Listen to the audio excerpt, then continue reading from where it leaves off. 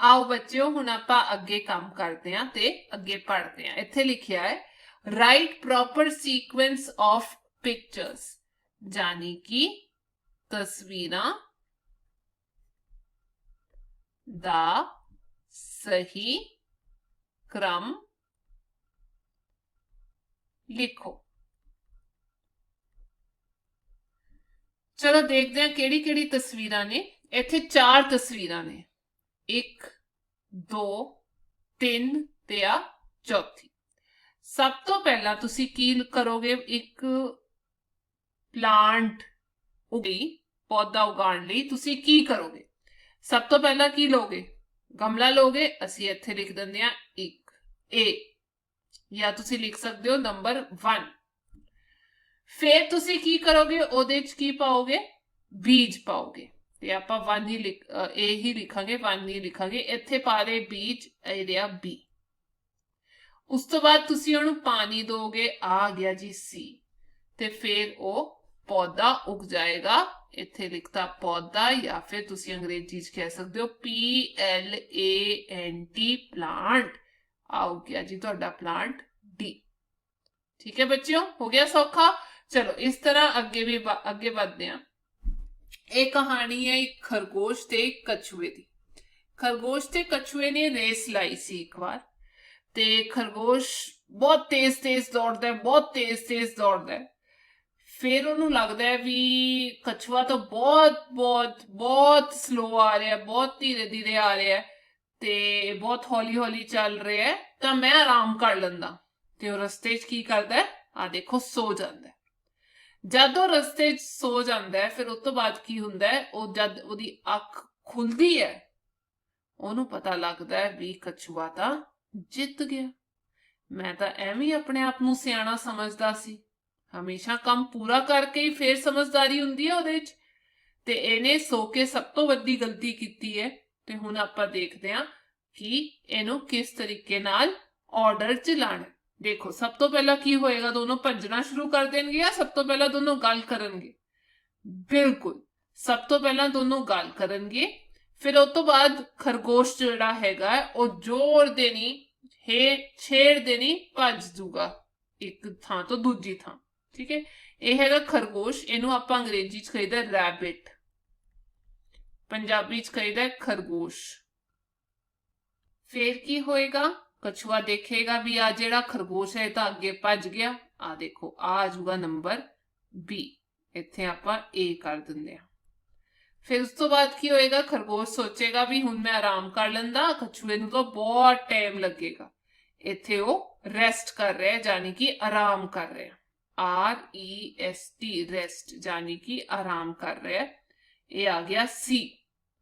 ते जद खरगोश की अख खुली, उन्हें जो देखा उन्हें यकीन ही नहीं होया भी खरगोश तां फिनिश लाइन ते पहुंच चुकिया सी ते वो हार गया। ते ये आ गया जी तुहाडा डी। ठीक है बच्चों, ऐसी खरगोश ते कछुए दी कहानी। हुण आपां अगे बढ़ते हैं। अगे सानू कहा गया है, कुछ तस्वीरां दित्तियां गईयां, आ देखो, ते इन्हां नूं आपां बोल के सीखना है। चल देखते हैं। पहला की लिखे 1 2 बकल माई शू, जानी कि 1 2 मेरे जूते नूं बकल लाओ, बंद करो। 1 ONE 1, इनू आपां पंजाबी च कहीदा 1। 2 जानी कि 2, ये लिखिया ONE 1 अंग्रेजी च, ते इत्थे मैथ्स च लिखता 1। TWO 2 बकल माई शू, जूती नू बकल लाओ। 3 THREE 3 4 FOUR shut the door, दरवाजा बंद करो। दरवाजा, शट का मतलब हुंदा है बंद करो, इत्थे लिखता दरवाजा बंद करो। आगे देखते हैं। FIVE 5 SIX 6 द स्टिक्स यानी कि जेडे डंडे पे ने उन्होंने चुक लो। 7 8 ले देम स्ट्रेट यानी कि उन्होंने सीधा करके रखो। ले देम स्ट्रेट उन्होंने सीधा करके रखो। सीधा आ जेडे उल्टे फुलटे पे ने इन्हों सीधा करके रखो। 9 NINE 9 TEN 10 a big fat hen यानी कि एक वड्डी चर्बी वाली मुर्गी। चर्बी वाली मुर्गी। चलो दोबारा तो देख लेंदे हैं की हैगा। शुरू तो शुरू करते हैं। आप एक पोयम याद करांगे। किवें बोलना है तुसी मेरे पीछे पीछे बोलना है। 1 2 buckle my shoe, buckle my shoe. 3 4 3 4 shut the door, shut the door. 5 6 5 6 pick up the sticks, pick up the sticks. 7 8 lay them straight, 9 10 a big fat hen, a big fat hen. ठीक है जी। चलो आगे देखते हैं की हैगा है। In my classroom यानी कि जिथे तुसी स्कूल पढ़न जांदे हो उत्थे जेड़ा तुहाडा कमरा है जिथे तुसी बैठदे हो, खाना खांदे हो, दोस्तां नाल गल्लां करदे हो, टीचरां तो पढ़दे हो, ਉਹ ਜਿਹੜਾ ਕਲਾਸ ਹੈਗੀ ਉਹ ਜਿਹੜਾ ਕਮਰਾ ਹੈ ਉਸ ਬਾਰੇ ਹੁਣ ਆਪਾਂ ਗੱਲ ਕਰਾਂਗੇ। ਦੇਖਦੇ ਹਾਂ ਕੀ ਲਿਖਿਆ ਹੈ। In your classroom, in your classroom, what do you see in your classroom? यानी कि ਤੁਹਾਡੇ ਕਲਾਸਰੂਮ ਕੀ ਕੁਝ ਹੈਗਾ, ਤੁਸੀਂ ਕੀ ਕੁਝ ਦੇਖਦੇ ਹੋ। ਫਿਰ ਬੱਚਾ ਜਵਾਬ ਦਿੰਦਾ ਹੈ In my classroom की है ब्लैक बोर्ड जिदे ते टीचर लिखती है and Chowk. In my classroom यानी कि क्लासरूम की हैगा आ ब्लैक बोर्ड हैगा ते चौक हैगे जिदे नाल टीचर ब्लैक बोर्ड ते लिख दे ने। In your classroom, what do you see in your classroom?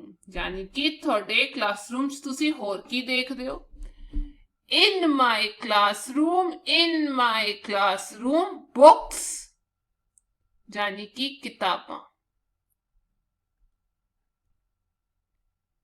and notebooks अते notebooks जिदे ते मैं लिखदा हां, नोट करदा हां, notebooks in my classroom यानी कि किताबां भी हैगियां ते कापियां भी हैगियां जिदे ते मैं लिखदा हां या लिखदी हां अपनी क्लासरूम च जद टीचर पढ़ांदे ने। तां नोटबुक्स नूं आपां कह सकदे हां कापियां।